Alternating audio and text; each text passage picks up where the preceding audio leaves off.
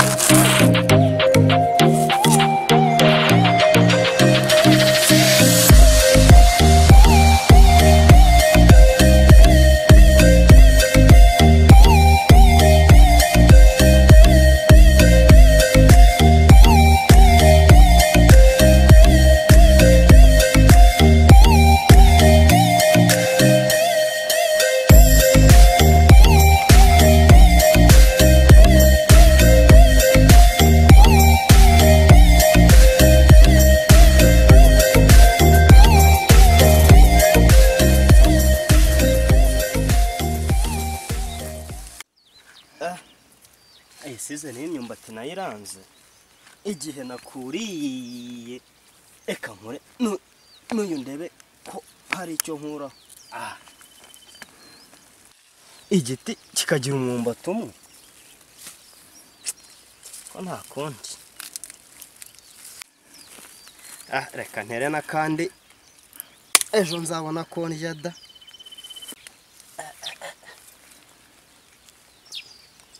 Kashyiremo n'akandi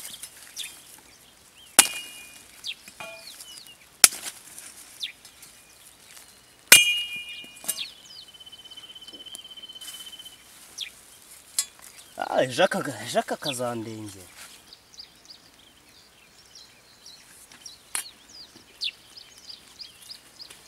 irantunga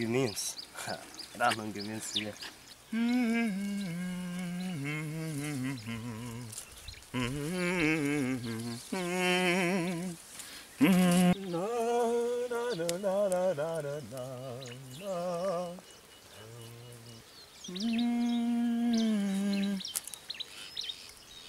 Chuma sha. Chuma mwana wanyu. Karame papa. Wasoze se sha. Guzamuka tugende. Nashoje kanze tugende. Kano kanya tuvuganye papa Renzari ya.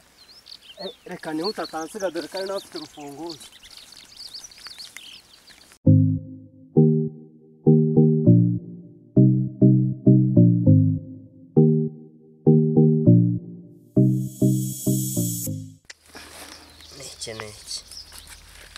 Niki nitayeho se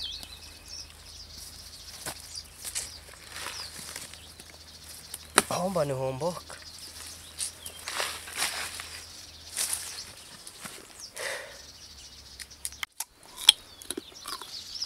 akana yake umwumbati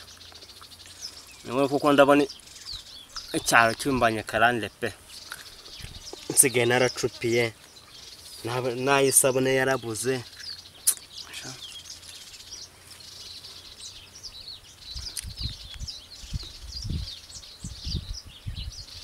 ariko nungutse igitekerezo ko numva ngo Kigali habaye amagengesta bangezeyo sinabiyungaho nanjye ndaje nzegera Kigali rwose ndumva nk'aba Kigali abasore babo babibereye ku micyo nanjye ndahandi gusazira mu cyaro akazi ni kose kubona ngeze naho kwambara isengeri isa gutya karananiye pe papa ndaje nzamucika atabizi egera Kigali amahane y'Kenyera kumbari ariko nzagenda ye ariko se ko papa mukunda nanjye akaba ubona agenda ntamubwiye koko ako gahinda yazagakirara ndaza kumwiyenza mbimubwire numva ukuntu abyakira ahubwo ngasanga yanse ahubwo yansize kumbatikanya na kucyatakaye kanjye nkaza kuyoberwa ahantu yagiye kandi wowe watwaye urufunguzo mfatira ibaga yanjye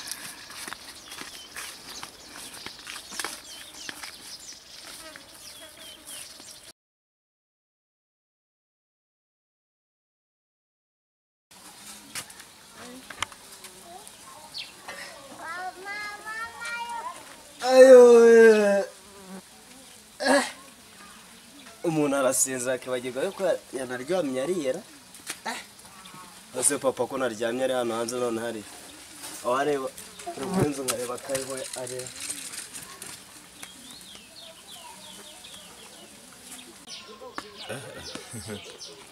abantu rwose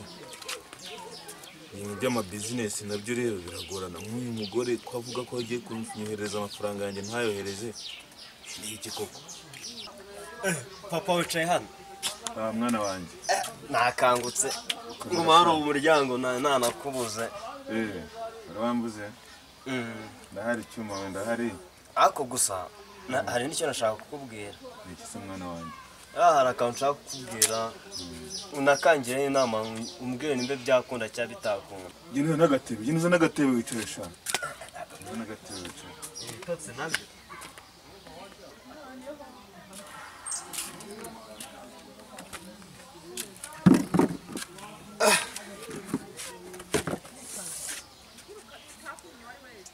waje sha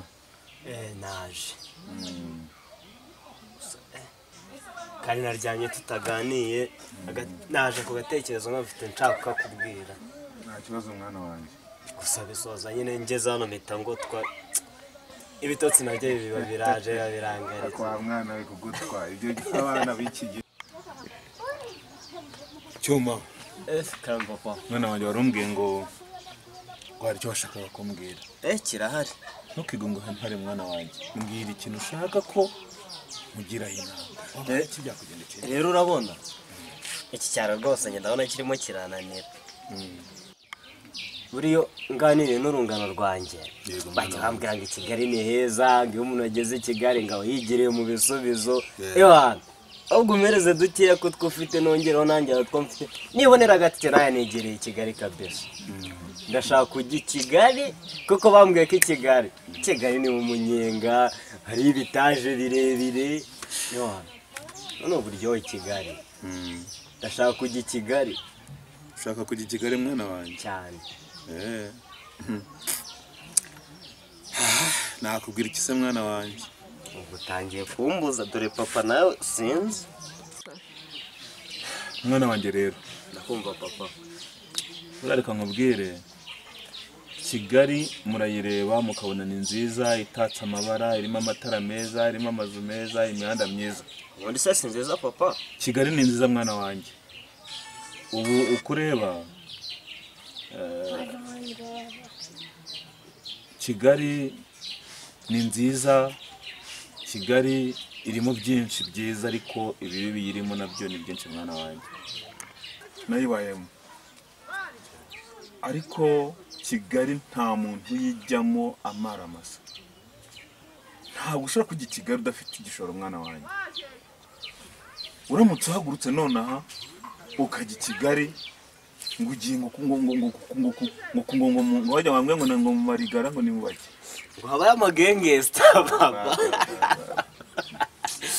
barabimbwiye mwana wanjye akamubwire urabiseka mwana wakuva nakubyara wari warara mu kiraro mu kiraro wari wakiraramo wari wanywa itabi se ibyo byo mbyanga kubi buriya rero nukomeza gutyo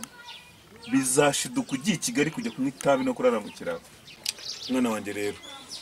urabizi neza ko ndimo kugupangira kugushakira uko wajya kwiga imyuga warabimbwiye ihangane ubanze wiga imyuga uzajya i Kigali ufite icyo ujya gukorayo mwana wanjye urabizi mfite inshuti nyinshi mfite abantu reka uzajya i Kigali cyuma ntabwo kujya i Kigali nta kintu ugira ukorayo ntabwo nagushyigikira mwana wanjye kandi reka nkubwire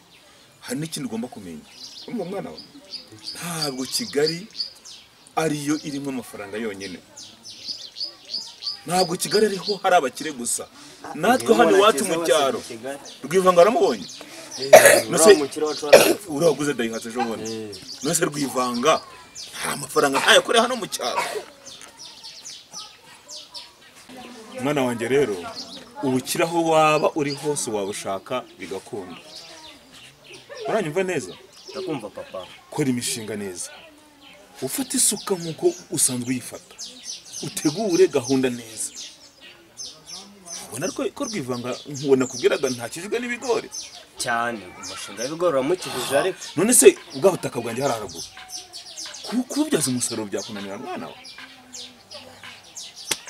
ntabwo amafaranga ari mu mujyi wa Kigali gusa dukora ibikorwa abantu bo mu mujyi wa Kigali bazaze kugira gute kujya bagura umusaruro wacu erega ngo utaraganiye na se ntabwo yamenye icyo sekuru yasize avuze ubwo nawe nyunguye akantu ariko ubwo ntabwo papa nshakira unyongere mfite udufaranga duke ntegura agashinga hariya hepfo kujya Kigali ubwo ndabiretse nuko mwana wanjye ariko ni wowe ngira iyo nama ujye uzirikana neza ko amafaranga aho waba uri hose wayashaka akagera gute akaboneka igihe cyose watekereza umushinga neza ahubwo mu gitondo ndakwikira isuku urakoze kumva neza mwana wanjye